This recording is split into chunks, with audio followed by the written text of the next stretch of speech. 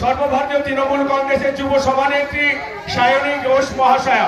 আমাদের আজকের যে কর্মসূচি এখানেই শেষ হবে, তাই আমরা দিদিকে অনুরোধ করব আজকের সভার মাধ্যমে গতকালকের বিজেপির যে রক্ষার বক্তব্য সেটাকে খণ্ডিত করবার জন্য। বিজেপির বক্তব্য শুনলেও এক কান দিয়ে অন্য কান থেকে বার করে দেয়। কাজে বিজেপির ব্যাপারে বেশি কথা বলা মানে বিজেপিকে বেশি ফুটেছে। আমরা সেই সব এখানে করতে আসি। আমরা বিগত ৮ ঘন্টা ধরে রাস্তায় রয়েছি।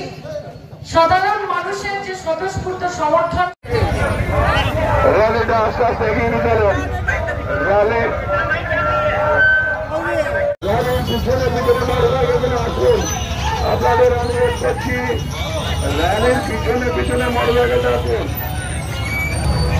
আজকে আপনাদের সামনে সাংসদ সায়নী ঘোষ এসেছেন, আপনাদের সামনে সাংসদ সায়নী ঘোষ এসেছেন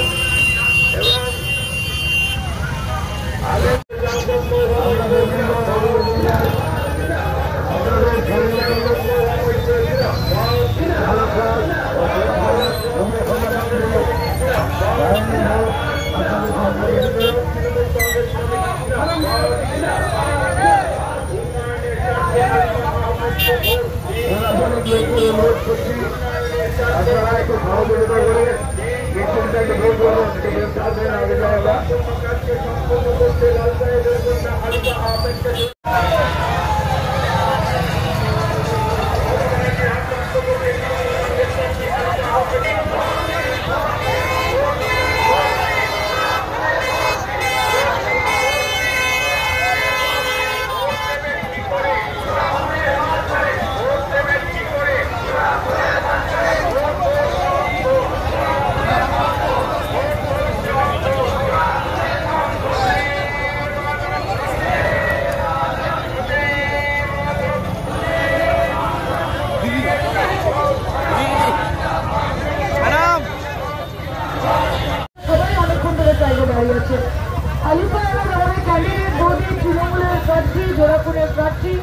দাদা ভাইরা সবাই এখানে আছেন।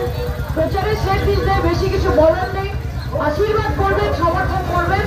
আগামী দিন অনেক কাজ, অনেক উন্নয়ন, কিন্তু তার আগে রাজ্যে এবং দেশে শান্তি বজায় রাখতে হবে এবং তার জন্য দিদির কোনো বিকল্প নেই, মমতাদির কোনো বিকল্প নেই।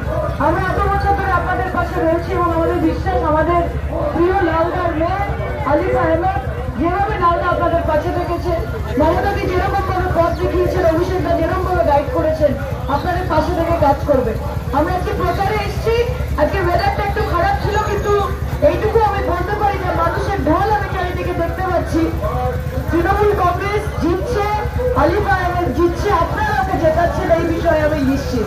কাজে আমার অনেক ভালোবাসা আপনাদেরকে এবং রেজাল্টের পরে অবশ্যই আমার আশা হবে এবং আপনাদের সবার সঙ্গে দেখা হবে।